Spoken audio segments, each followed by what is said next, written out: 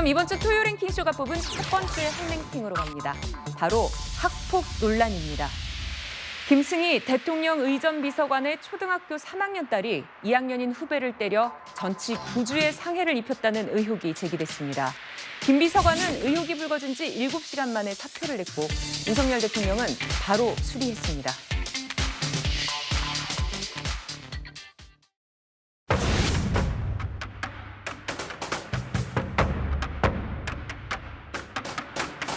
경기도 모 초등학교 여학생 화장실 학교 폭력 사건입니다. 3학년 여학생이 2학년 후배 여학생을 화장실로 데리고 가서 리코더, 주먹 등으로 머리와 얼굴, 눈, 팔 등을 때려 전치 9주 상해를 입힌 폭행 사건입니다. 이 학폭 사건의 가해자의 아버지는 대통령실 김승희 의전 비서관입니다.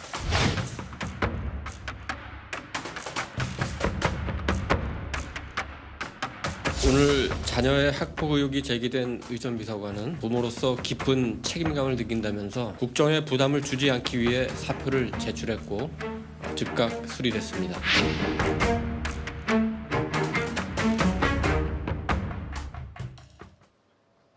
네, 토요 랭킹쇼 대통령실 김승희 의전 비서관 자녀의 학폭 논란 의혹으로 시작합니다. 먼저 함께해 주실 네 분입니다. 김영우 전 국민의힘 의원, 최진봉 성공회대 교수, 박상규 채널A 개건 해설위원, 정혁진 변호사 나오셨습니다. 안녕하십니까? 네, 안녕하세요. 안녕하세요.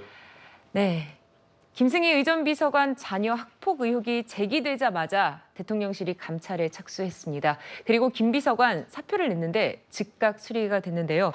김영우 전 의원께 여쭙겠습니다. 이례적으로 상당히 신속한 대응이라고 볼 수 있지 않을까요?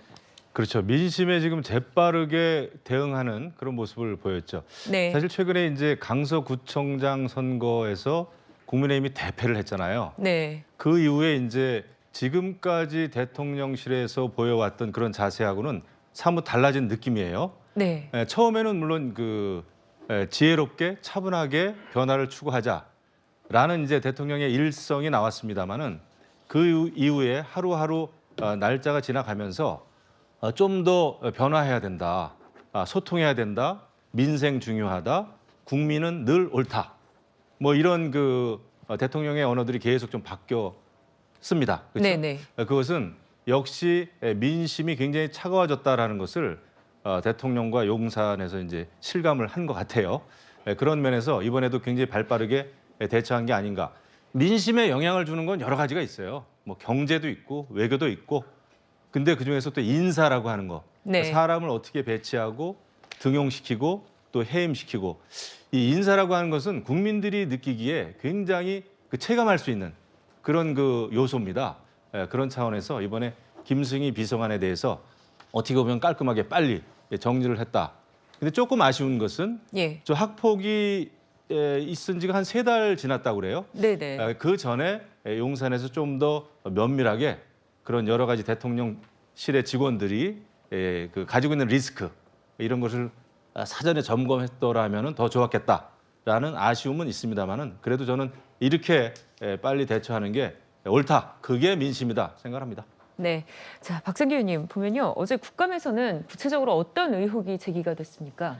이 학폭이 요즘 보면은 민심의 어떤 치트키, 그야말로 분노를 촉발하는 몇 가지 사안들 중에 가장 뜨거운 이슈잖아요. 뭐 드라마 더 글로리도 있고 정순신 파문도 있었고. 예. 그래서 이게 또 국감에서 제기가 됐는데 내용이 충격적입니다. 대략 이 3가지로 요약이 되는데 첫째, 이 딸의 연령이 너무 좀 그렇죠. 어렸어요. 초등학교 3학년생인데 네. 아직도 어린아이 같은 느낌인데 그 내용을 보면 화장실로 이 데리고 간 후배가 바로 1년 아래 2학년생. 그러면 예. 둘 다 어리거든요. 네, 근데 그렇죠. 그 사이에 벌어진 내용을 보면 뭐 여러 번 소개가 됐습니다마는 리코더, 이게 이제 필이 아닙니까? 예. 이거를 사용하고 주먹 등으로 머리와 얼굴, 눈, 팔, 그야말로 마구 때렸다라고 할 만한 이런 폭력을 가했다는 내용인데 이렇게 해서 무려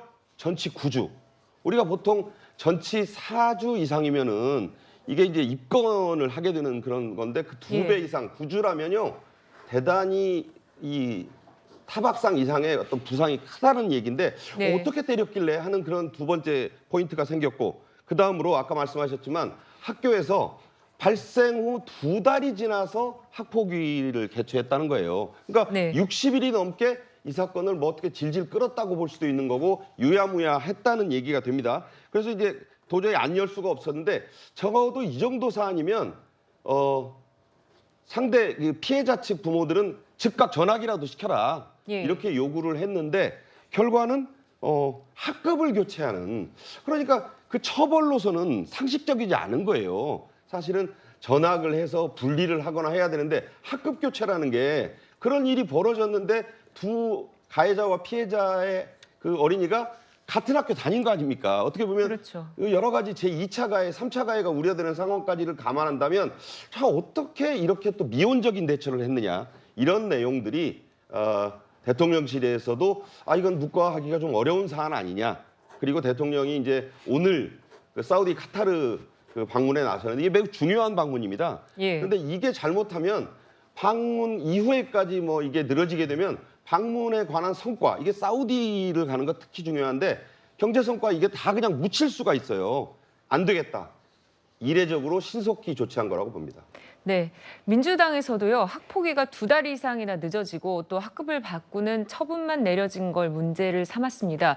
그런데 그 과정에서 김승희 전 비서관 부인의 카카오톡 프로필 사진과 진술 내용도 공개가 됐습니다. 카톡 프로필에 이 사진을 올린 시점을 보면 다분히 의도가 있어 보여요. 7월 19일에 프로필 메인 사진이 교체됐는데 이날은 학교장이 긴급 조치로 가해 학생의 출석 전지를 내린 날입니다. 그런데 굳이 카톡 프로필에 왜 이 사진을 올렸을까요? 더 적절치 못한 건 그 가해자 어머니의 진술이에요. 아이의 이런 행동을 일종의 사랑의 매라고 생각했다고 기술한 겁니다. 초3이, 초2에게 가한 폭력이 그것도 전치 9주에 상해를 입혔는데 사랑의 매라고 비유한 것은 정말 충격적인 것입니다. 네, 앞서 얘기한 카톡 사진은요, 또 김 전 비서관이 대통령과 함께 있는 그런 사진이라고 합니다. 정혁진 변호사님. 자, 그리고 또 아이의 행동이 사랑의 매라고 또 아이 엄마가 얘기를 했더라고요. 이런 임태희 경기도교육감이 이 사안을 다시 검토하겠다라고 밝혔는데 앞으로 어떤 의혹이 쟁점이 될까요? 일단은 만약에 김 전 비서관의 딸이 네. 이제 3학년 아니겠습니까? 예. 4학년 선배한테 화장실로 끌려가가지고 전치 9주에 그러한 상해를 입게 됐다. 폭행당해가지고. 그러면 그 부모님이 그 아이의 엄마가 사랑의 매를 맞았다라고 할 것입니까?